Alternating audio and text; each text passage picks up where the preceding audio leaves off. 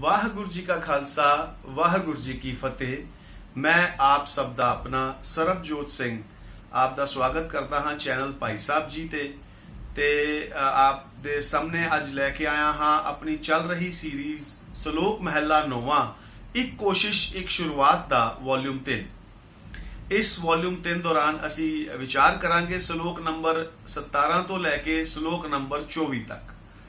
और अज इस दिन जो अज दा दिन है, ਅੱਜ ਦੇ ਦਿਨ ਆਪ ਸਭ ਗੁਰੂ ਨਾਨਕ ਪਾਤਸ਼ਾਹ ਦਾ ਰਵਾਇਤੀ ਰੂਪ ਦੇ ਅੰਦਰ ਮਨਾਇਆ ਜਾ ਰਿਹਾ ਗੁਰਪੁਰਬ ਸਾਰੀ ਸਾਧ ਸੰਗਤ ਬੜੀ ਸ਼ਰਧਾ ਅਤੇ ਵਿਸ਼ਵਾਸ ਦੇ ਨਾਲ ਮਨਾ ਰਹੀ ਹੈ।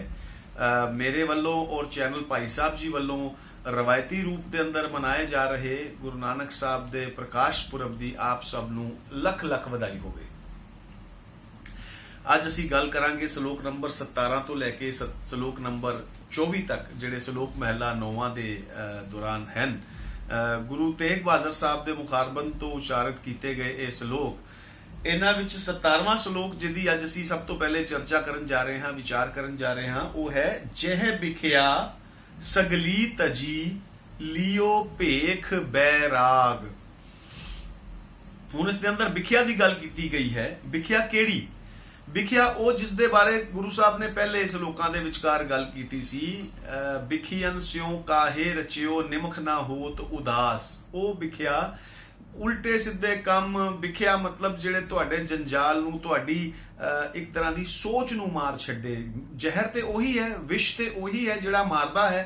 सोचां नूं मारन वाले इहो जे कंमां दे अंदर जिहड़ा तू गलतान सी। और इत्थे जिहड़ी अज इस लोकां दे विचकार गल हो रही है, इहदे विच गुरु साहब जिहड़ा संकेत दे रहे ने, गुरु साहब जिहड़ी गल कर रहे ने ਉਹਦੇ दौरान गुरु साहब ਦਾ फरमान है कि जिन्ने भी ਜਿਹੜੇ ਵੀ इंसान ਜਿਹੜੇ मन ਜਿਹੜੇ ਵੀ जीव ने बिखिया सारी दी सारी तज दिती, मतलब छड़ दिती, भुल गया, उस तो हट गया है।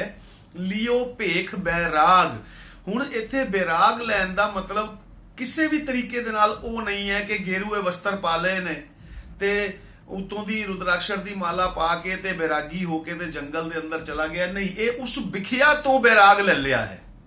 ਉਹ ਜਿਹੜੀ ਜ਼ਹਿਰੀਲੇ ਕੰਮਾਂ ਦੇ ਵਿੱਚ ਗਲਤਾਨ ਸੀ, ਉਹਦੇ ਵਿੱਚ ਆਪਣੇ ਆਪ ਨੂੰ ਰੁਝਾ ਕੇ ਰੱਖਿਆ ਸੀਗਾ, ਉਹਨਾਂ ਤੋਂ ਬੈਰਾਗ ਲੈ ਕੇ ਉਹਨਾਂ ਤੋਂ ਉਦਾਸ ਹੋ ਗਿਆ, ਉਹਨਾਂ ਤੋਂ ਬਾਹਰ ਨਿਕਲ ਆਇਆ ਹੈ, ਉਸ ਤੋਂ ਬੈਰਾਗ ਭੇਗ ਲੈ ਲਿਆ। ਕਹੋ ਨਾਨਕ ਸੁਨ ਰੇ ਮਨਾ।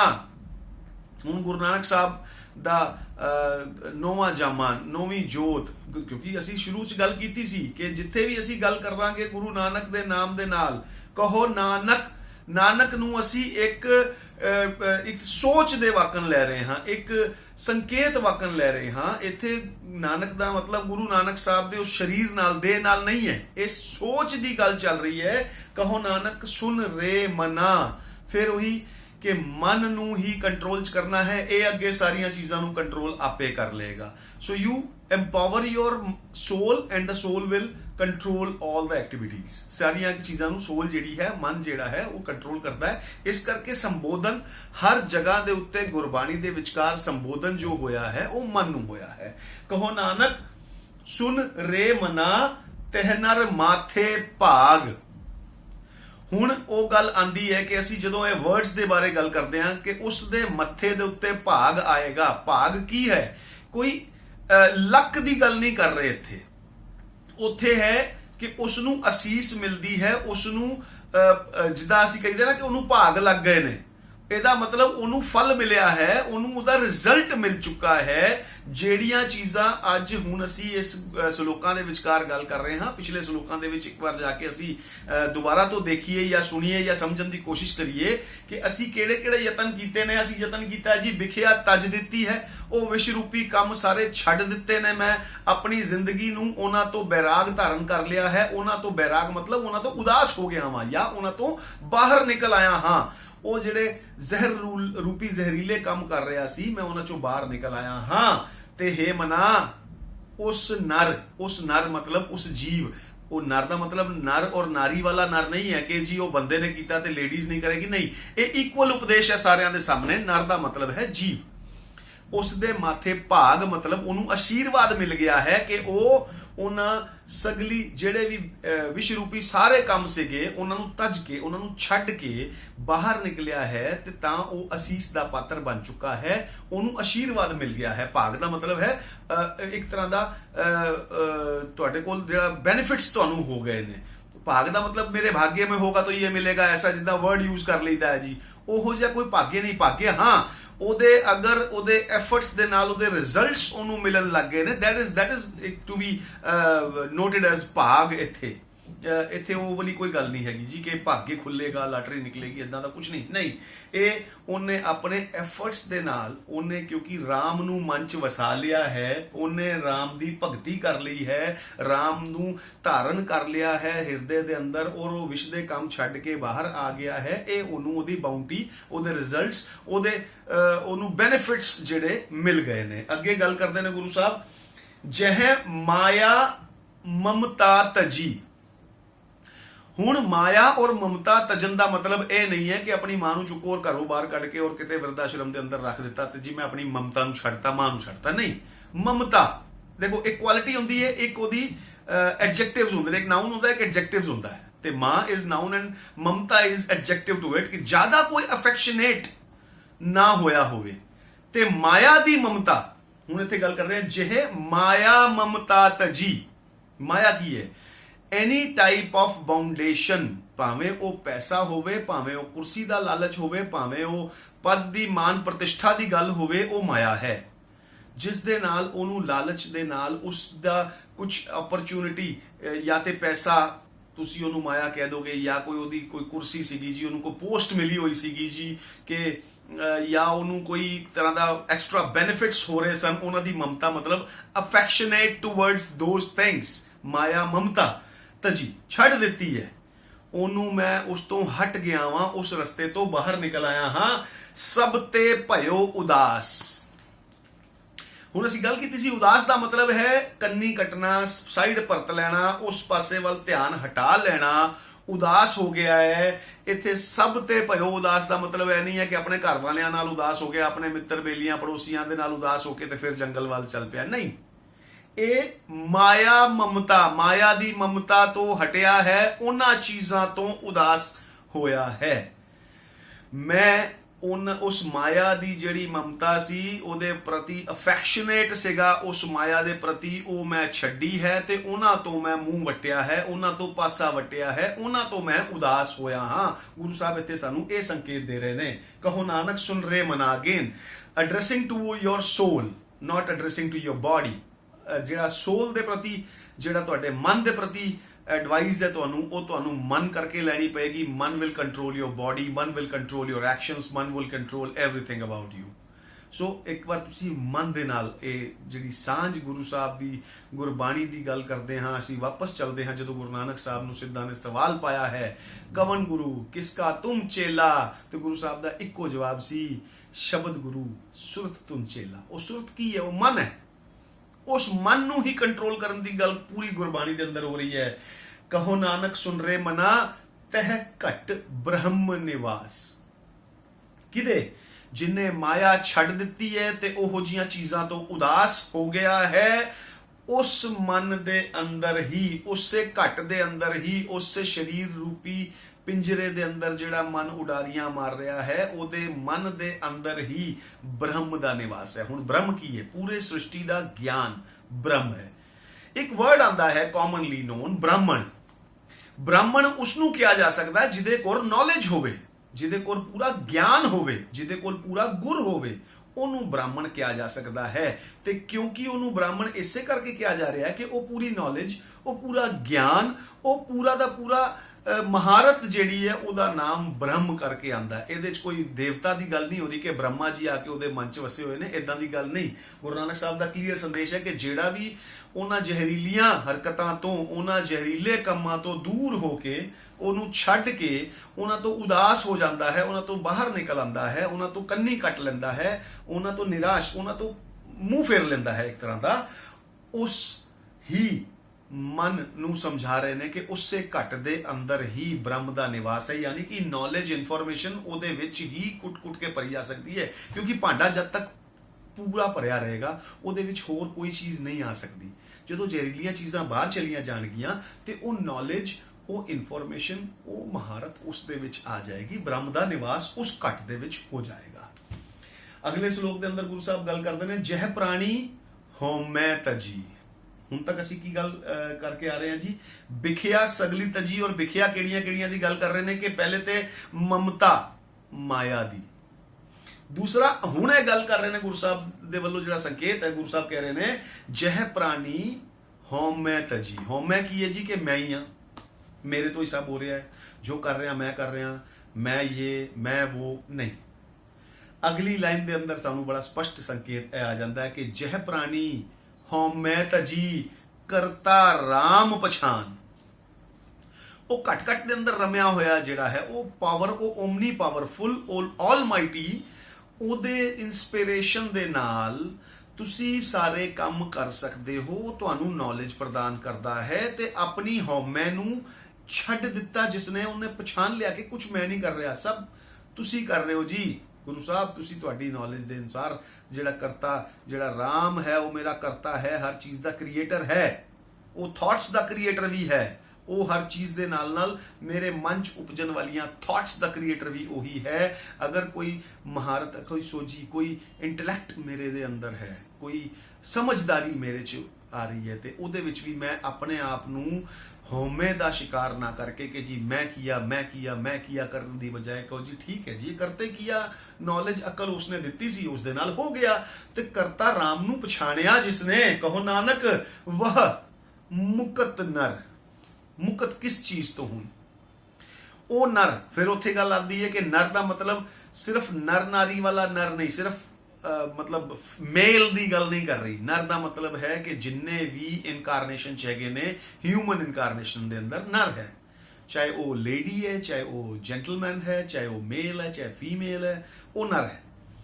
ਕਹੋ ਨਾਨਕ ਵਹ ਮੁਕਤ ਨਰ ਜਿਨਨੇ ਹਉਮੈ ਤਜ ਦਿੱਤੀ ਹੈ ਔਰ ਰਾਮ ਨੂੰ ਕਰਤਾ, creator of all, creator of everything and creator of even your thoughts ਮੰਨ ਲਿਆ ਹੈ, ਉਹ ਮੁਕਤ ਹੈ। ਇਹ ਮਨ ਸਾਚੀ ਮਾਨ ਹੈ। ਮਨ, ਫਿਰ ਦੁਬਾਰਾ ਮਨ ਨੂੰ ਕਹਿ ਰਹੇ ਨੇ ਸੰਬੋਧਿਤ ਕਰਕੇ, ਹੈ ਮਨ ਤੂੰ ਕਿਤੇ ਇਹ ਨਾ ਸੋਚ ਲਈ ਕਿ ਤੇਰੇ ਮਨ ਦੇ ਅੰਦਰ ਜਿਹੜਾ ਵਿਚਾਰ, ਤੇਰੇ ਅੰਦਰ ਮਤਲਬ ਹੈ ਮਨ ਨੂੰ ਕਹਿ ਰਹੇ ਨੇ ਕਿ ਤੇਰੇ ਅੰਦਰ ਜਿਹੜਾ ਵਿਚਾਰ ਵੀ ਉਤਪੰਨ ਹੋਇਆ ਹੈ ਉਹ ਵੀ ਤੇਰੀ ਕਰਤ ਨਹੀਂ ਹੈ, ਉਹਦਾ ਕਰਤਾ ਵੀ ਰਾਮ ਹੈ। ਇਹ ਗੱਲ ਨੂੰ ਸੱਚੀ ਮੰਨ ਲਈ ਕਿ ਉਹੀ ਨਰ ਮੁਕਤਾ ਜਾਣਿਆ ਜਾ ਸਕਦਾ ਹੈ ਇਹਨਾਂ ਸਾਰੀਆਂ ਦੀ ਸਾਰੀਆਂ ਬਾਉਂਡੇਸ਼ਨਸ ਔਰ ਰਿਸਟ੍ਰਿਕਸ਼ਨਸ ਤੋਂ, ਜਿਨੇ ਇਹ ਜਾਣ ਲਿਆ ਹੈ ਕਿ ਕਰਤਾ ਰਾਮ ਹੈ, ਹਉਮੈ ਤਜ ਦਿੱਤੀ ਹੈ, ਆਪਣਾ ਜਿਹੜਾ ਥਾਟ ਪ੍ਰੋਸੈਸ ਹੈ ਉਹਨੂੰ ਬਦਲ ਕੇ ਇਹ ਸੋਚ ਲਿਆ ਹੈ ਕਿ ਮੈਂ ਕਰਨ ਵਾਲਾ ਕੋਈ ਨਹੀਂ, ਜੋ ਕਰਦਾ ਹੈ ਉਹ ਪ੍ਰਭੂ ਪਰਮਾਤਮਾ ਜੋ ਮੇਰੇ ਅੰਦਰ ਵਸਿਆ ਹੋਇਆ ਹੈ, ਉਸ ਦਾ ਨਾਮ, ਉਸ ਦੀ ਪਹਿਚਾਨ ਉਹੀ ਕਰ ਰਹੀ ਹੈ। ਭੈ ਨਾਸਨ, ਅਗਲੇ ਸ਼ਲੋਕ ਦੇ ਅੰਦਰ ਗੁਰੂ ਸਾਹਿਬ ਦਾ ਫਰਮਾਨ ਹੈ, ਭੈ ਨਾਸਨ ਦੁਰਮਤ ਹਰਨ। ਹੁਣ ਡਰ ਕਾਦਾ ਹੈ? ਭੈ ਦਾ ਮਤਲਬ ਹੈ ਡਰ। ਡਰ ਕਿਸ ਚੀਜ਼ ਦਾ ਹੈ? ਦੁਰਮਤ ਹਰਨ, ਜਿਹੜੀ ਗੰਦੀ ਸੋਚ ਮੇਰੇ ਅੰਦਰ, ਦੁਰਮਤ ਮਤਲਬ bad thoughts, bad thought process, ਜਿਹੜਾ ਉਹ ਗੰਦੀ ਸੋਚ ਦਾ ਪ੍ਰੋਸੈਸ ਹੈ, ਬੈਡ ਥਾਟ ਪ੍ਰੋਸੈਸ। ਦੁਰਮਤ ਹਰਨ ਮਤਲਬ ਉਹਨੂੰ ਹਰ ਲਿਆ, ਮਤਲਬ ਉਹਨੂੰ ਕਿਲ ਕਰ ਦਿੱਤਾ, ਤੁਹਾਡੇ ਤੋਂ ਖੋ ਲਿਆ, ਕਿਲਡ ਇਟ।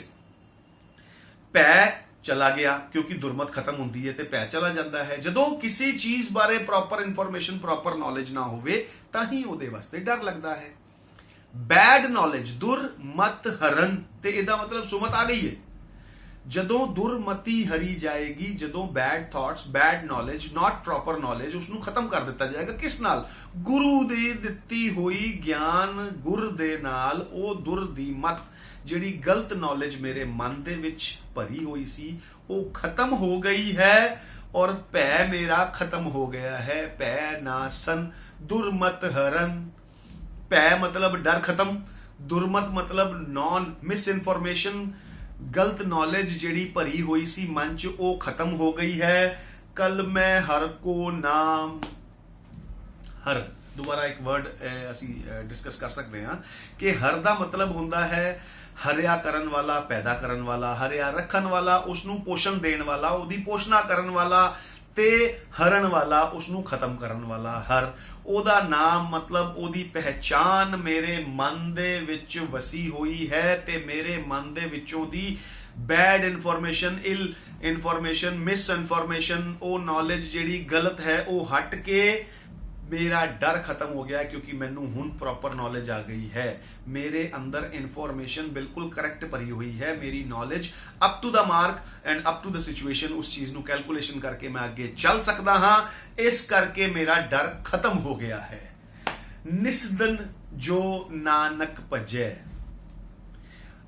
ਇੱਥੇ ਫਿਰ ਗੁਰੂ ਨਾਨਕ ਸਾਹਿਬ ਦਾ ਨਾਮ ਯੂਜ਼ ਕੀਤਾ ਜਾਂਦਾ ਹੈ as a ਰਚయిਤਾ of this Bani, as a creator of this Bani, as a information provider. ਉਹ ਨਾਨਕ ਦਾ ਨਾਮ 9ਵੇਂ ਮਹੱਲੇ ਦੇ ਅੰਦਰ, 9ਵੇਂ ਜਾਮੇ ਦੇ ਅੰਦਰ ਗੁਰੂ ਤੇਗ ਬਹਾਦਰ ਸਾਹਿਬ ਵੀ ਵਰਤ ਰਹੇ ਨੇ ਤੇ ਕਹਿ ਰਹੇ ਨੇ ਕਿ ਨਿਸ ਦਿਨ ਜੋ ਵੀ ਬੰਦਾ, ਜੋ ਵੀ ਮਨ ਇਸ ਨੂੰ ਭਜਦਾ ਹੈ ਰੋਜ਼, ਨਿਸ ਦਿਨ ਮਤਲਬ ਰੋਜ਼, ਹਰ ਰੋਜ਼, ਨਿਸ ਦਿਨ ਮਤਲਬ ਡੇਲੀ ਰੂਟੀਨ, ਰੋਜ਼ ਜਿਹੜਾ ਭਜਦਾ ਹੈ ਮਤਲਬ ਗ੍ਰਹਿਣ ਕਰਦਾ ਹੈ, ਜਿਹੜਾ ਮਤਲਬ ਇਸ ਨੌਲੇਜ ਨੂੰ ਅੰਦਰ ਇਨਟੇਕ ਕਰਕੇ ਭਜਦਾ ਹੈ ਮਤਲਬ ਗ੍ਰਹਿਣ ਕਰਦਾ ਹੈ, ਸਫਲ ਹੋਏ ਤਹਿ ਕਾਮ, ਉਹਦੇ ਕਾਮ ਹੀ, ਉਹਦੇ ਜਿਹੜੇ ਵਰਕਸ ਨੇ, ਉਹਦਾ ਜਿਹੜਾ ਜੌਬ ਐਟ ਹੈਂਡ ਹੈ, ਉਹਨੇ ਜਿਹੜਾ ਵੀ ਇੱਕ ਬੀੜਾ ਚੁੱਕਿਆ ਹੈ ਉਹ ਉਹਨਾਂ ਦੇ ਵਿੱਚ ਸਫਲ ਹੋ ਜਾਂਦਾ ਹੈ। ਉਹਦੀ ਜਿਹੜੀ ਮਨ ਦੇ ਅੰਦਰ ਦੁਰਮਤ ਭਰੀ ਹੋਈ ਹੈ ਉਹ ਖਤਮ ਹੋ ਜਾਂਦੀ ਹੈ ਤੇ ਉਸੇ ਦੇ ਕਾਰਨ, ਕਿਉਂਕਿ ਜਿਹਦੇ ਕੋਲ ਨੌਲੇਜ ਨਹੀਂ ਹੋਏਗੀ ਡਰੇਗਾ ਸਿਰਫ ਉਹੀਓ, ਪੈ ਹਰਨ, ਉਹਦਾ ਪੈ ਹਰਿਆ ਜਾਂਦਾ ਹੈ, ਜਿਹਨੂੰ ਐਕਚੁਅਲ ਨੌਲੇਜ ਆ ਜਾਂਦੀ ਹੈ, ਜਿਹੜਾ ਹਰ ਦੇ ਨਾਮ ਨੂੰ ਆਪਣੇ ਮਨ ਦੇ ਅੰਦਰ ਰੋਜ਼ ਨਿਸ ਦਿਨ ਜੋ ਨਾਨਕ ਭਜੈ, ਮੈਂ ਰੋਜ਼ ਉਸ ਨੂੰ ਗ੍ਰਹਿਣ ਕਰੀ ਜਾ ਰਿਹਾ ਹਾਂ। ਉਹਦੇ ਨਾਲ ਮੇਰੀ ਬੈਡ ਇਨਫੋਰਮੇਸ਼ਨ ਇਰੇਜ਼ ਹੋਈ ਜਾ ਰਹੀ ਹੈ, ਮੇਰੀ ਗੁੱਡ ਇਨਫੋਰਮੇਸ਼ਨ ਉੱਤੇ ਇੰਪਲੀਮੈਂਟ ਹੋਈ ਜਾ ਰਹੀ ਹੈ ਤੇ ਮੇਰਾ ਡਰ ਖਤਮ ਹੋਏ ਚਲਾ ਜਾ ਰਿਹਾ ਹੈ ਔਰ ਮੇਰੇ ਕੰਮ ਸਫਲ ਹੋ ਰਹੇ ਨੇ। Whatever job at hand I have, ਕੋਈ ਵੀ ਮੈਂ ਬੀੜਾ ਚੁੱਕਿਆ, ਮਤਲਬ ਇਟਸ ਨਾਟ ਐਕਚੁਅਲੀ ਉਹ ਪਾਨ ਦਾ ਬੀੜਾ ਮੈਂ ਐਕਚੁਅਲ ਚੁੱਕਿਆ, ਇੱਕ ਵਰਡ ਯੂਜ਼ ਕੀਤਾ ਜਾਂਦਾ ਬੀੜਾ ਚੁੱਕਿਆ, ਮਤਲਬ ਮੈਂ ਕੋਈ ਵੀ ਕੰਮ ਦਾ ਆਪਣੇ ਹੱਥ ਜਿਹੜਾ ਲਿਆ, ਰੋਜ਼ ਮੈਂ ਨੌਲੇਜ ਨੂੰ ਗ੍ਰੇਨ ਕਰਕੇ ਆਪਣੀ ਜਿਹੜੀ ਇਲ ਨੌਲੇਜ ਹੈਗੀ ਉਹਨੂੰ ਇਰੇਜ਼ ਕਰਤਾ, ਬਿਲਕੁਲ ਸਹੀ ਵਾਲੀ ਨੌਲੇਜ ਲਿਆਇਆ ਤੇ ਹੁਣ ਮੈਨੂੰ ਡਰ ਕੋਈ ਨਹੀਂ ਹੈਗਾ। ਮੈਂ ਉਸ ਕੰਮ ਨੂੰ ਜਿਹੜਾ ਫੜਿਆ ਸੀ ਉਹਨੂੰ ਅੱਛੀ ਤਰ੍ਹਾਂ ਨਾਲ ਇੰਪਲੀਮੈਂਟ ਜਾਂ ਐਗਜ਼ੀਕਿਊਟ ਕਰ ਪਾਣਾ ਹਾਂ। ਅਗਲੇ ਜਿਹੜਾ ਸ਼ਲੋਕ ਹੈ ਉਹਦੇ ਵਿੱਚ ਗੁਰੂ ਸਾਹਿਬ ਆਦੇਸ਼ ਕਰਦੇ ਨੇ, ਗੁਰੂ ਸਾਹਿਬ ਦਾ ਹੁਕਮ ਹੈ, ਗੁਰੂ ਸਾਹਿਬ ਦਾ ਫਰਮਾਨ ਹੈ, ਜਿਹਬਾ ਗੁਣ ਗੋਬਿੰਦ ਭਜੋ। ਹੁਣ ਕਿਉਂਕਿ ਮੇਰੀ ਜੇਬਾ ਹੀ ਜਿਹੜੀ ਹੈ ਉਹ ਹਰ ਚੀਜ਼ ਨੂੰ, ਨੌਲੇਜ ਨੂੰ ਗ੍ਰਹਿਣ ਕਰਨ ਦਾ ਸਭ ਤੋਂ ਪਹਿਲਾ ਰਸਤਾ ਹੈ। ਰਸਨਾ ਵੀ ਕਹਿ ਸਕਦੇ ਹਾਂ, ਜੇਬਾ ਵੀ ਕਹਿ ਸਕਦੇ ਹਾਂ, ਕਿਉਂਕਿ ਜਦੋਂ ਇਹ ਰਸ ਚਖਦੀ ਹੈ ਤੇ ਇਹ ਰਸਨਾ ਹੈ। ਜਦੋਂ ਇਹ ਜਿਹਬਾ, ਇਸ ਨੂੰ ਕਿਹਾ ਗਿਆ ਕਿ ਗੁਣ ਨੂੰ ਭਜਨ ਕਰਨਾ ਹੈ। ਹੁਣ ਭਜਨ ਕਰਨ ਦਾ ਤਰੀਕਾ ਕੀ ਹੈ? ਜਦੋਂ ਇੱਕ ਮੇਰੇ ਕੋਲ ਕੋਈ ਬੁਕਲੇਟ ਆਈ, ਮੰਨ ਲਓ ਇੱਕ ਐਗਜ਼ਾਮਪਲ ਵਜੋਂ ਅਸੀਂ ਦੇਖਿਆ ਹੈ ਕਿ ਛੋਟੀਆਂ ਕਲਾਸਾਂ ਦੇ ਅੰਦਰ ਜਦੋਂ ਸ਼ੁਰੂ ਕਰਦਾ ਤੇ ਉਹਨੂੰ ਰਿਦਮੈਟਿਕ ਰਾਈਮਸ ਦੇ ਅਨੁਸਾਰ ਉਹਨੂੰ ਪੜਿਆ ਜਾਂਦਾ ਹੈ। A for apple, B for, ਇਦਾਂ ਕਰਕੇ ਗੱਲ ਕੀਤੀ ਜਾਂਦੀ ਹੈ ਰਿਦਮਿਕ, ਕਿਉਂਕਿ ਸਭ ਤੋਂ ਪਹਿਲੇ ਉਹ ਮੂੰਹ ਤੋਂ ਬੋਲਿਆ ਜਾਏਗਾ ਤੇ ਉਹ ਗ੍ਰਹਿਣ ਹੋ ਗਿਆ। whenever you read it, it will not impact you that much, ਜਿੰਨਾ ਕਿ ਤੁਸੀਂ ਬੋਲੋਗੇ ਤੇ ਉਹ ਇੰਪੈਕਟ ਜ਼ਿਆਦਾ ਹੁੰਦਾ ਹੈ।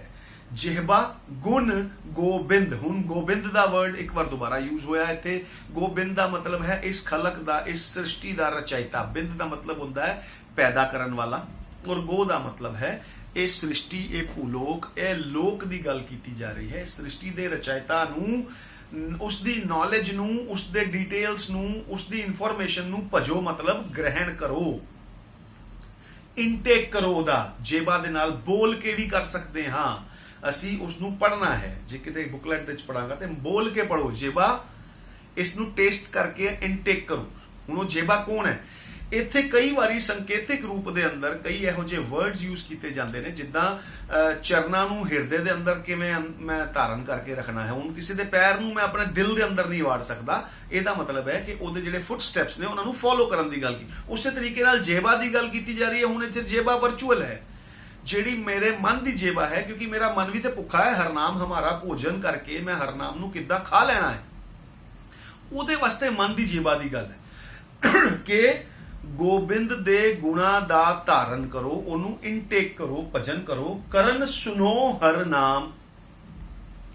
ਹੁਣ ਹਰੀ ਦਾ ਕੀ ਨਾਮ ਹੋ ਸਕਦਾ ਹੈ?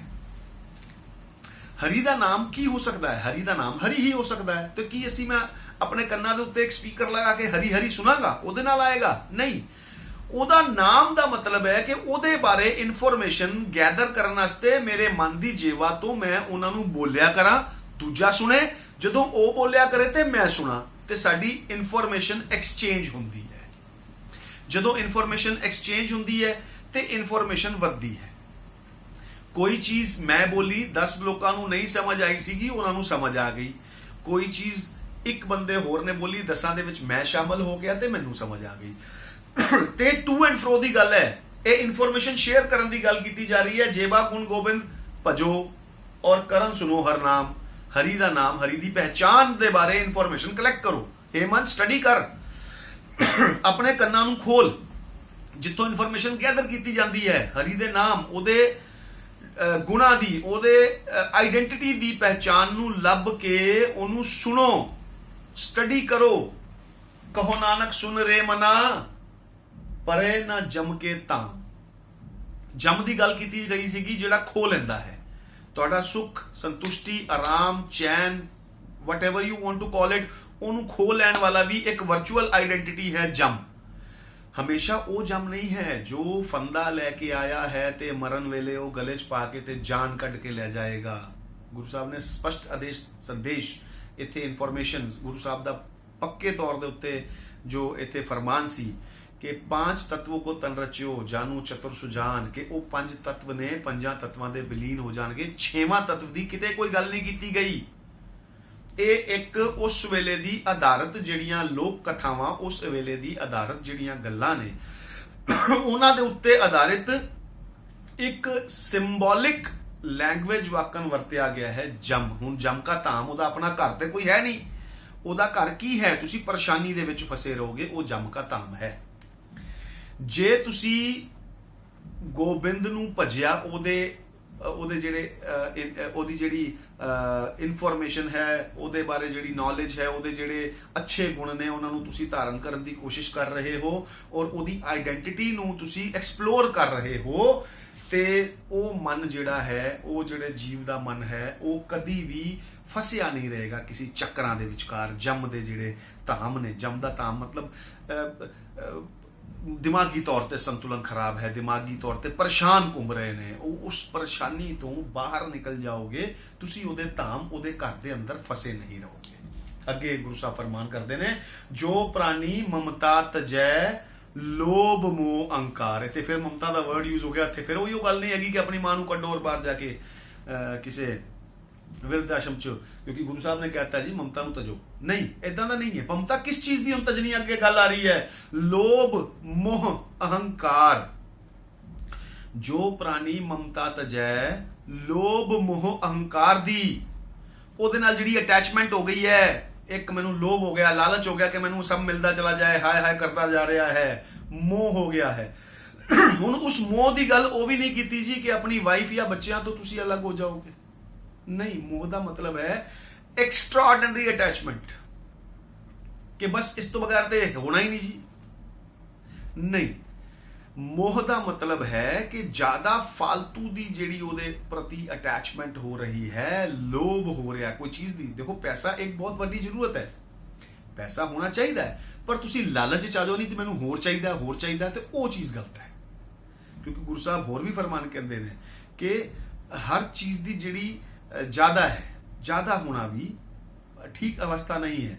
ਹੋਰ ਖਾਣਾ ਖੁਸ਼ੀ ਖਵਾਰ, ਜਿਤ ਖਾਦਿਆਂ ਤਨ ਪੀੜੀਏ। ਜ਼ਿਆਦਾ ਖਾਣਾ ਖਾ ਲਿਆ ਹੈ ਤੇ ਫਿਰ ਤਨ ਪੀੜਾ ਹੋ ਰਹੀ ਹੈ, ਮਨ ਮੈਂ ਚਲੇ ਵਿਕਾਰ। ਬਾਬਾ ਹੋਰ ਪਹਿਨਣ ਖੁਸ਼ੀ ਖਵਾਰ, ਕਿ ਜੀ ਮੈਨੂੰ ਗਰਮੀ ਦੇ ਅੰਦਰ ਅਗਰ ਇੱਕ ਸ਼ਰਟ ਦੀ ਲੋੜ ਹੈ ਤੇ ਮੈਂ 10 ਸ਼ਰਟਾਂ ਪਾ ਲਵਾਂ, ਜਾਂ ਅਗਰ ਮੈਨੂੰ ਕੋਟ ਪਾਉਣ ਦੀ ਲੋੜ ਹੈ ਮੈਂ ਨਹੀਂ ਪਾਵਾਂ। ਹੋਰ ਮਤਲਬ ਜਿਹੜਾ ਚੀਜ਼ ਦੀ ਲੋੜ ਹੈ ਉਹਦੇ ਇਲਾਵਾ ਹਟ ਕੇ ਕੰਮ ਕਰਨਾ। ਤੇ ਇੱਥੇ ਵੀ ਲੋਭ ਮੋਹ ਔਰ ਹੰਕਾਰ ਦੀ ਗੱਲ ਹੈ ਕਿ ਜਿੰਨਾ ਕੁ ਚਾਹੀਦਾ ਹੈ। ਦੇਖੋ, ਹੰਕਾਰੀ ਹੋਣਾ ਇਹਦਾ ਮਤਲਬ ਹੈ ਕਿ ਐਕਸਟਰਾ ਹੰਕਾਰ ਨਹੀਂ। ਹਾਂ, ਮਾਨ ਹੋਣਾ ਇੱਕ ਅਲੱਗ ਚੀਜ਼ ਹੈ, ਹੰਕਾਰ ਹੋਣਾ ਇੱਕ ਅਲੱਗ ਚੀਜ਼ ਹੈ। ਗੁਰੂ ਸਾਹਿਬ ਦੇ ਉੱਤੇ ਮਾਨ ਕਰਦਾ ਹਾਂ ਕਿ ਉਹਨਾਂ ਦੇ ਕਿਰਪਾ ਦੇ ਨਾਲ, ਉਹਨਾਂ ਦੀ ਦਇਆ ਦੇ ਨਾਲ, ਉਹਨਾਂ ਦੀ ਦਇਆ ਦ੍ਰਿਸ਼ਟੀ, ਜਿਹੜਾ ਉਹਨਾਂ ਨੇ ਸਾਡੇ ਸਾਹਮਣੇ ਐਡਾ ਵੱਡਾ ਖਜ਼ਾਨਾ ਰੱਖਿਆ, ਉਹਦੇ ਪ੍ਰਤੀ ਮੈਂ ਆਪ ਸਭ ਦੇ ਨਾਲ ਇਹ ਚੀਜ਼ਾਂ ਡਿਸਕਸ ਕਰ ਰਿਹਾ ਹਾਂ। ਮਾਣ ਹੈ, ਪਰ ਹੰਕਾਰ ਨਹੀਂ ਕਿ ਕੱਲਾ ਮੈਂ ਹੀ ਕਰ ਰਿਹਾ। ਖੁੱਲਾ ਹਾਂ, ਹੱਥ ਜੋੜ ਕੇ ਬਾਰ-ਬਾਰ ਬੇਨਤੀ ਕਰਦਾ ਹਾਂ ਕਿ ਜੋ ਵਿਚਾਰਾਂ ਦੀ ਸਾਂਝ ਮੈਂ ਆਪ ਸਭ ਦੇ ਨਾਲ ਪਾ ਰਿਹਾ ਹਾਂ, ਇਹਦੇ ਵਿੱਚ ਕੋਈ ਵੀ ਤਰੁੱਟੀ ਆਪ ਸਭ ਨੂੰ ਲੱਗਦੀ ਹੈ, ਮੁਝ ਤੱਕ ਪਲੀਜ਼ ਪਹੁੰਚ ਕਰੋ। ਮੈਨੂੰ ਹੋਰ ਸਿੱਖਣ ਦੀ ਲੋੜ ਹੈ, ਮੈਂ ਸਿੱਖਣ ਨੂੰ ਤਿਆਰ ਹਾਂ। ਹੰਕਾਰ ਨਹੀਂ ਕਰਨਾ, ਜੋ ਪ੍ਰਾਣੀ ਮਮਤਾ ਤਜੇ ਲੋਭ ਮੋਹ ਹੰਕਾਰ ਦੇ ਨਾਲ ਜਿਹੜੀ ਉਹਦੀ ਮਮਤਾ ਹੋ ਗਈ ਉਹਨੂੰ ਛੱਡ ਦਿੰਦਾ ਹੈ, ਕਹੋ ਨਾਨਕ ਆਪਨ ਤਰੈ ਔਰਨ ਲੇਤ ਉਧਾਰ। ਗੁਰੂ ਸਾਹਿਬ ਫਰਮਾਨ ਕਰਦੇ ਨੇ ਕਿ ਉਹ ਜਿਹੜਾ ਪ੍ਰਾਣੀ ਹੈ ਜਿਨਨੇ ਮਮਤਾ ਕਿਹਦੇ ਨਾਲ, ਲੋਭ ਮੋਹ ਤੇ ਹੰਕਾਰ ਦੇ ਨਾਲ ਛੱਡ ਦਿੱਤੀ, ਤਜ ਦਿੱਤੀ, ਉਹ ਤੋਂ ਪਾਸਾ ਵਟ ਲਿਆ, ਦੁਬਾਰਾ ਕਦੀ ਉਧਰ ਵੱਲ ਜਾਣ ਦੀ ਗੱਲ ਨਹੀਂ ਕਰ ਰਿਹਾ, ਉਸ ਤੋਂ ਸਾਈਡ ਹਟ ਗਿਆ ਹੈ। ਗੁਰੂ ਸਾਹਿਬ ਫਰਮਾਨ ਕਰਦੇ ਨੇ ਕਿ ਉਹ ਆਪ ਤੇ ਤਰਿਆ ਹੀ ਹੈ, ਉਹ ਆਪਣੇ ਨੌਲੇਜ ਦੀਆਂ ਗੱਲਾਂ ਹੋਰਾਂ ਨਾਲ ਸ਼ੇਅਰ ਕਰਕੇ ਹੋਰਾਂ ਨੂੰ ਵੀ ਉਧਾਰ ਲੈਂਦਾ ਹੈ। ਉਧਾਰ ਮਤਲਬ ਉਹਨਾਂ ਦਾ ਉਧਾਰ ਕਰ ਦਿੰਦਾ, ਉਹ ਜਿੱਥੇ ਫਸੇ ਹੋਏ ਨੇ। ਅਗਰ ਪਰ ਇੱਥੇ ਇੱਕ ਕੰਡੀਸ਼ਨ ਅਪਲਾਈ ਇਹ ਹੈ ਕਿ ਜਿਸ ਤਰੀਕੇ ਦੇ ਨਾਲ ਜਿਸ ਪ੍ਰਾਣੀ ਨੇ ਮਮਤਾ ਤਜ ਦਿੱਤੀ ਹੈ ਲੋਭ ਮੋਹ ਹੰਕਾਰ ਦੀ, ਉਹ ਆਪਣੀ ਥਾਟਸ ਅਗਰ ਸ਼ੇਅਰ ਕਰਦਾ ਹੈ, ਉਹਦੀਆਂ ਥਾਟਸ ਅਗਰ ਸਮਝ ਜਿਹਨੂੰ ਆ ਜਾਂਦੀਆਂ ਨੇ, ਉਧਾਰ ਉਸੇ ਦਾ ਹੁੰਦਾ ਹੈ। ਜੇ ਅਗਰ ਉਹ ਸਮਝ ਨਹੀਂ ਆਈਆਂ ਤੇ ਜਿਹੜਾ ਸੁਣਨ ਵਾਲਾ ਹੈ ਉਹ ਸਿਰਫ ਸੁਣਨ ਵਾਸਤੇ ਹੀ ਸੁਣ ਰਿਹਾ ਹੈ ਜਾਂ ਸਮਝਣ ਵਾਸਤੇ ਸਮਝ ਨਹੀਂ ਰਿਹਾ ਹੈ, ਉਹ ਸਿਰਫ ਸੁਣ ਰਿਹਾ ਹੈ ਉੱਤੋਂ ਉੱਤੋਂ, ਉਹਦਾ ਉਧਾਰ ਨਹੀਂ ਹੋ ਰਿਹਾ। ਉਧਾਰ ਉਹਦਾ ਹੋ ਰਿਹਾ ਹੈ, ਉਧਾਰ ਉਹਦਾ ਹੋਏਗਾ ਜਿਹੜਾ ਉਹਨਾਂ ਗੱਲਾਂ ਨੂੰ ਸਮਝ ਕੇ ਜੀਵਨ ਦੇ ਅੰਦਰ ਉਹੋ ਜਿਹੇ ਚੇਂਜਸ ਜਿਹੜੇ ਜਿਸ ਪ੍ਰਾਣੀ ਨੇ ਮਮਤਾ ਤਜ ਦਿੱਤੀ ਹੈ ਉਸੇ ਦੇ ਤਰੀਕੇ ਦੇ ਅਨੁਸਾਰ ਉਹ ਵੀ ਮਮਤਾ ਤਜ ਦੇਗਾ, ਤਾਂ ਉਹ ਆਪ ਵੀ ਉਧਰੇਗਾ, ਉਹ ਆਪ ਵੀ ਤਰ ਜਾਏਗਾ ਤੇ ਉਹ ਹੋਰਾਂ ਦਾ ਵੀ ਉਧਾਰ ਕਰ ਦੇਗਾ। ਅੱਗੇ ਚਲਿਏ। ਜਿਉ ਸੁਪਨਾ ਔਰ ਪੇਖਣਾ ਐਸੇ ਜਗ ਕੋ ਜਾਣ, ਕਿਉਂਕਿ ਇਹਦੇ ਅੰਦਰ ਬਾਰ-ਬਾਰ ਸਾਨੂੰ ਇਨਫੋਰਮੇਸ਼ਨ ਇਹ ਕੀਤੀ ਜਾਂਦੀ ਹੈ ਕਿ ਜੀ ਕਦੀ ਵੀ, ਜਿੱਦਾਂ ਪਿਛਲੀ ਵਾਰ ਵੀ ਅਸੀਂ ਇੱਕ ਐਗਜ਼ਾਮਪਲ ਲਿੱਤਾ ਸੀਗਾ ਕਿ ਜਿਹੜਾ ਇਹ ਸ਼ਰੀਰ ਰੂਪੀ ਭਾਂਡਾ ਹੈ, ਕਹਾਂ ਬਿਸਾਸਾ ਇਸ ਭਾਂਡੇ ਕਾ ਇੱਕ ਨਖ ਲੱਗੀ ਠਨਕਾ, ਕਿਸੇ ਵੀ ਟਾਈਮ ਇਹਦਾ ਟਾਈਮ ਆ ਸਕਦਾ ਹੈ। ਤੇ ਇਸ ਜਿਹੜਾ ਸੰਸਾਰ ਹੈ ਇਸ ਨੂੰ ਸੁਪਨੇ ਵਾਕਣ, ਜਿੱਦਾਂ ਤੁਸੀਂ ਸੁਪਨਾ ਔਰ ਪੇਖਣਾ, ਸੁਪਨਾ ਦੇਖ ਰਹੇ ਹੋ ਜਿਸ ਤਰੀਕੇ ਦੇ ਨਾਲ, ਐਸੇ ਜਗ ਕੋ ਜਾਨ, ਇਦਾਂ ਹੀ ਇਹ ਜਗ ਹੈ, ਕਿਸੇ ਵੀ ਟਾਈਮ ਕੁਝ ਵੀ ਹੋ ਸਕਦਾ ਹੈ। ਜਿੱਦਾਂ ਤੁਸੀਂ ਸੁਪਨਾ ਦੇਖਦੇ ਅਚਾਨਕ ਤੁਹਾਨੂੰ ਕੋਈ ਚੀਜ਼ ਜੋੜ ਕੇ ਉਠਵਾ ਦੇਵੇ ਤੇ ਉਹ ਸੁਪਨਾ ਉੱਥੇ ਵਿੱਚ ਹੀ ਖਤਮ ਹੋ ਜਾਂਦਾ ਹੈ। ਉਸ ਤੋਂ ਬਾਅਦ ਤੁਸੀਂ ਜਿੰਨੀ ਮਰਜ਼ੀ ਕੋਸ਼ਿਸ਼ ਕਰ ਲਓ ਕਿ ਅੱਗੇ ਕੀ ਹੋਇਆ, ਐਪੀਸੋਡ ਖਤਮ। ਤੇ ਉਸੇ ਤਰੀਕੇ ਦੇ ਨਾਲ ਅਨੁਸਾਰ ਇਹ ਜਿਹੜਾ ਸੰਸਾਰ ਹੈ ਇਹਦੇ ਅੰਦਰ ਕੋਈ ਵੀ ਘਟਨਾ ਜਿਹੜੀ ਹੈ ਕਿਸੇ ਵੀ ਸਮੇਂ ਵਾਪਰ ਸਕਦੀ ਹੈ।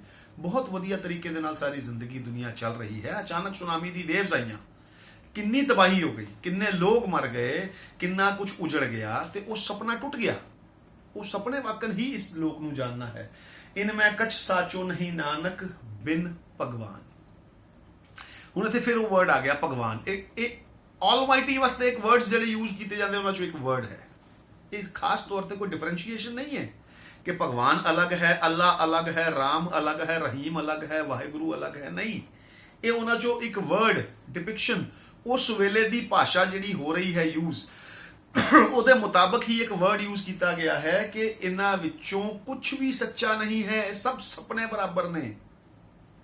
ਕਿਸੇ ਵੀ ਟਾਈਮ ਉਹ ਸੁਪਨਾ ਟੁੱਟ ਸਕਦਾ ਹੈ, ਕਿਸੇ ਵੀ ਟਾਈਮ ਦੇ ਅੰਦਰ ਕੁਝ ਵੀ ਹੋ ਸਕਦਾ ਹੈ। ਸਿਰਫ ਜੋ ਸੱਚਾ ਹੈ ਉਹ ਸਿਰਫ ਭਗਵਾਨ ਸੱਚਾ ਹੈ, ਅਦਰਵਾਈਜ਼ ਹੋਰ ਕੁਝ ਵੀ ਸੱਚਾ ਨਹੀਂ, ਸਭ ਸੁਪਨੇ ਦੇ ਬਰਾਬਰ ਚੱਲ ਰਿਹਾ ਹੈ। ਬਹੁਤ ਸਾਰੇ ਪੈਸੇ ਆ ਰਹੇ ਨੇ, ਸੁਪਨਾ ਹੈ, ਕਿਸੇ ਵੀ ਟਾਈਮ ਟੁੱਟ ਜਾਏਗਾ। ਬਹੁਤ ਵਧੀਆ ਸੁੰਦਰ ਸਰੀਰ ਹੈ, ਕਿਸੇ ਵੀ ਟਾਈਮ क्षण ਖਤਮ ਹੋ ਜਾਏਗਾ, ਸੁਪਨਾ ਟੁੱਟ ਜਾਏਗਾ। ਬਹੁਤ ਵਧੀਆ ਮਹਿਲ ਮਾੜੀਆਂ, ਬਹੁਤ ਵੱਡੇ ਵੱਡੇ ਅੰਬਾਰ ਲੱਗੇ ਹੋਏ ਨੇ, ਕਿਸੇ ਵੀ ਟਾਈਮ ਖਤਮ ਹੋ ਜਾਏਗਾ, ਕਿਸੇ ਵੀ ਟਾਈਮ ਟੁੱਟ ਜਾਏਗਾ। ਇਹ ਸਭ ਸੁਪਨਾ ਹੈ। ਸਿਰਫ ਸੱਚਾ ਕੌਣ ਹੈ? ਉਹ ਅੱਲਾ, ਉਹ ਵਾਹਿਗੁਰੂ, ਉਹ ਰਾਮ, ਰਹੀਮ, ਜਿਹਦਾ ਨਾਮ ਜੋ ਮਰਜ਼ੀ ਲੈ ਲਓ, ਭਗਵਾਨ, ਉਹ ਹੀ ਸਿਰਫ ਸੱਚਾ ਹੈ। ਅਦਰਵਾਈਜ਼ ਬਾਕੀ ਸਭ ਸੁਪਨੇ ਬਰਾਬਰ ਹੈ, ਕਿਸੇ ਵੀ ਛਿਣ ਇਹ ਖਤਮ ਹੋ ਸਕਦਾ ਹੈ। ਅਗਲੇ ਸ਼ਲੋਕ ਦੇ ਅੰਦਰ ਜਿਹੜਾ ਅੱਜ ਲਾਸਟ ਅਸੀਂ ਜਿਸ ਦੇ ਉੱਤੇ ਡਿਸਕਸ਼ਨ ਕਰਾਂਗੇ ਉਹ ਹੈ ਨਿਸ ਦਿਨ ਮਾਇਆ ਕਾਰਨੇ ਪ੍ਰਾਨੀ ਡੋਲਤ ਨੀਤ। ਮਾਇਆ ਦੇ ਕਾਰਨ, ਹੁਣ ਮਾਇਆ ਕੀ ਹੈ? ਚੱਕਰ ਲੱਗਾ ਹੋਇਆ ਹੈ, ਪੈਸਾ ਚਾਹੀਦਾ ਹੈ, ਪਾਵਰ ਚਾਹੀਦੀ ਹੈ, ਪ੍ਰਤਿਸ਼ਠਾ ਚਾਹੀਦੀ ਹੈ, ਮਾਨ ਚਾਹੀਦਾ, सम्मान ਚਾਹੀਦਾ, ਮੈਨੂੰ ਕੋ ਪੁੱਛ ਲਵੇ, ਮੈਨੂੰ ਕੋ ਮੱਥਾ ਟੇਕ ਲਵੇ, ਮੇਰੇ ਕੋ ਗੋਡੀ ਹੱਥ ਲਾ ਦੇਵੇ, ਮੇਰੇ ਕੋ ਪੈਰੀ ਹੱਥ ਲਾਵੇ, ਸਭ ਮਾਇਆ ਹੈ। ਇਸ ਦੇ ਕਾਰਨ ਹੀ ਪ੍ਰਾਣੀ, ਜਿਹੜਾ ਪ੍ਰਾਣ ਜਿਸ ਘਟ ਦੇ ਅੰਦਰ ਹੈ, ਸਰੀਰ ਦੇ ਅੰਦਰ ਹੈ, ਜਿਹੜਾ ਜੋ ਇਸ ਮਨ ਦੇ ਆਸ-ਪਾਸ ਦੀ ਰਚਨਾ ਹੈ, ਉਹ ਡੋਲਦਾ ਹੈ, ਉਹਦਾ ਨਿਤ, ਉਹ ਰੋਜ਼ ਡੋਲਦਾ ਹੈ। ਕੋਟਨ में ਨਾਨਕ ਕੋਊ ਨਾਰਾਇਣ ਜਹ ਚੀਤ। ਹੁਣ ਇੱਥੇ ਗੱਲ ਆ ਗਈ ਚੀਤ ਦੀ। ਚੀਤ ਦਾ ਮਤਲਬ ਹੈ ਸਿਮਰਨ। ਉਹਦੀ ਸਮ੍ਰਿਤੀ ਦੇ ਅੰਦਰ ਜਿਹੜਾ ਖੁੱਭਿਆ ਹੋਇਆ ਹੈ, ਉਸ ਦੇ ਅੰਦਰ ਜਿਹੜਾ ਨਾਰਾਇਣ ਜਿਸ ਦੀ ਸਮ੍ਰਿਤੀ ਚ ਖੁੱਭਿਆ ਹੋਇਆ ਹੈ, ਨਾਨਕ ਸੇਜ਼ ਕਿ ਉਹ ਭਾਂਤੀ ਭਾਂਤੀ, ਇੱਥੇ ਕੋਟਨ ਜਿਹੜਾ ਵਰਡ ਯੂਜ਼ ਕੀਤਾ ਗਿਆ ਕਰੋੜਾਂ ਵਾਸਤੇ ਨਹੀਂ, ਕੋਟਨ ਅਲੱਗ-ਅਲੱਗ ਤਰੀਕੇ ਦੇ। ਕੋਟੀ ਦਾ ਮਤਲਬ ਦੋ ਹੁੰਦੇ ਨੇ, ਇੱਕ ਹੁੰਦਾ ਕਰੋੜ, ਇੱਕ ਹੁੰਦਾ ਵੱਖਰੇ ਵੱਖਰੇ ਢੰਗ ਤਰੀਕੇ ਦੇ ਲੋਕ। ਅਲੱਗ-ਅਲੱਗ ਢੰਗ ਤਰੀਕਿਆਂ ਦੇ ਵਿੱਚੋਂ ਕੋਈ ਹੀ ਇੱਕ ਕੋਟਨ में कोई अलग अलग वैरायटी ਦੇ ਵਿੱਚੋਂ ਕੋਈ ਇੱਕ ਹੈ ਜਿਹਦੇ ਅੰਦਰ ਸਮ੍ਰਿਤੀ ਖੁੱਭੀ ਹੋਈ ਹੈ ਨਾਰਾਇਣ ਦੀ। ਹੁਣ ਨਾਰਾਇਣ ਕੌਣ ਹੈ? ਅਨੇਕ ਨਾਮਾਂ ਦੇ ਵਿੱਚੋਂ ਇੱਕ ਨਾਮ ਉਸ ਪਰਮਾਤਮਾ ਅਕਾਲ ਪੁਰਖ ਆਲਮਾਈਟੀ ਦੇ ਵਾਸਤੇ ਜੋ ਯੂਜ਼ ਕੀਤਾ ਗਿਆ ਹੈ, ਨਾਰਾਇਣ, ਜਿਹਦੀ ਅੰਦਰ ਖੁੱਭ ਗਿਆ ਹੈ ਮਨ ਦੇ। ਉਹ ਅਲੱਗ-ਅਲੱਗ ਵੈਰਾਈਟੀ ਆਫ ਪੀਪਲ ਦੇ ਵਿੱਚੋਂ ਕੋਈ ਇੱਕ ਹੈ, ਨਾਨਕ ਸੇਜ਼। ਅੱਜ ਦੀ ਸਾਡੀ ਜਿਹੜੀ ਵਿਚਾਰ ਹੈ ਉਹ ਇੱਥੇ ਅਸੀਂ ਸਮੇਟਦੇ ਹਾਂ ਔਰ ਆਪ ਸਭ ਦੇ ਦੁਬਾਰਾ ਤੋਂ ਮੈਂ ਬੇਨਤੀ ਕਰ ਰਿਹਾ ਹਾਂ ਕਿ ਫੀਡਬੈਕਸ, ਕੁਐਸਚਨਸ ਔਰ ਸੁਜੈਸ਼ਨਸ, ਮੈਨੂੰ ਸੁਧਰਨ ਦਾ ਮੌਕਾ ਚਾਹੀਦਾ ਹੈ। ਮੈਂ ਬਾਰ-ਬਾਰ ਬੇਨਤੀ ਕਰਦਾ ਹਾਂ ਕਿ ਆਪ ਸਭ ਦੇ ਕੋਲ ਜੋ ਵੀ ਸੁਜੈਸ਼ਨਸ, ਕੁਐਸਚਨਸ ਜਾਂ ਫੀਡਬੈਕਸ ਹੋਣ, ਆਪ ਇਸ ਚੈਨਲ ਦੇ ਰਾਹੀਂ ਜਿੱਥੇ ਵੀ ਤੁਸੀਂ ਇਸ YouTube ਚੈਨਲ ਦੀ ਵੀਡੀਓ ਨੂੰ ਦੇਖ ਰਹੇ ਹੋ, YouTube ਦੇ ਉੱਤੇ ਥੱਲੇ ਕੰਟੈਕਟ ਇਨਫੋਰਮੇਸ਼ਨ ਹੈ, ਤੁਸੀਂ ਸ਼ੇਅਰ ਕਰੋ। ਔਰ ਹੁਣੇ ਇੱਥੇ ਇੱਕ ਲਿੰਕ ਔਰ ਇੱਕ ਛੋਟੀ ਜੀ ਵੀਡੀਓ ਆਏਗੀ ਜਿਹੜੀ ਤੁਹਾਨੂੰ ਦੱਸੇਗੀ ਕਿ ਇਸ ਚੈਨਲ ਨੂੰ ਸਬਸਕ੍ਰਾਈਬ ਕਿੱਦਾਂ ਕਰਨਾ ਹੈ। ਇਸ ਚੈਨਲ ਨੂੰ ਸਬਸਕ੍ਰਾਈਬ ਕਰੋ, ਹੋਰਾਂ ਦੇ ਨਾਲ ਸ਼ੇਅਰ ਕਰੋ ਤਾਂ ਕਿ ਉਹਨਾਂ ਦੇ ਨਾਲ ਵੀ ਸਾਡੀ ਸਾਂਝ ਪਵੇ। ਉਹਨਾਂ ਦੇ ਕੁਐਸਚਨਸ, ਉਹਨਾਂ ਦੇ ਫੀਡਬੈਕਸ ਔਰ ਉਹਨਾਂ ਦੇ ਸੁਜੈਸ਼ਨਸ ਵੀ ਸਾਨੂੰ ਚਾਹੀਦੇ ਨੇ। ਅਸੀਂ ਅਗਲੇ ਹੁਣ ਹੋਰ ਐਪੀਸੋਡਸ ਦੇ ਵਿਚਕਾਰ ਅੱਗੇ ਦੇ ਸਲੋਕਾਂ ਦੀ ਗੱਲ ਕਰਾਂਗੇ ਔਰ ਆਪ ਸਭ ਦੇ ਸੁਝਾਵਾਂ ਦੀ ਫਿਰ ਲੋੜ ਹੈ। ਔਰ ਇਸ ਚੈਨਲ ਨੂੰ ਸਬਸਕ੍ਰਾਈਬ ਕਰਨਾ ਇੱਕ ਵਾਰ ਫਿਰ ਦੁਬਾਰਾ ਕਹਿ ਰਿਹਾ, ਨਾ ਭੁੱਲਣਾ ਪਲੀਜ਼, ਤਾਂ ਕਿ ਤੁਹਾਡੇ ਨਾਲ ਸਾਂਝ ਬਣੀ ਰਹੇ। ਇੰਨੀ ਬੇਨਤੀ ਪ੍ਰਵਾਨ। ਵਾਹਿਗੁਰੂ ਜੀ ਕਾ ਖਾਲਸਾ, ਵਾਹਿਗੁਰੂ ਜੀ ਕੀ ਫਤਿਹ।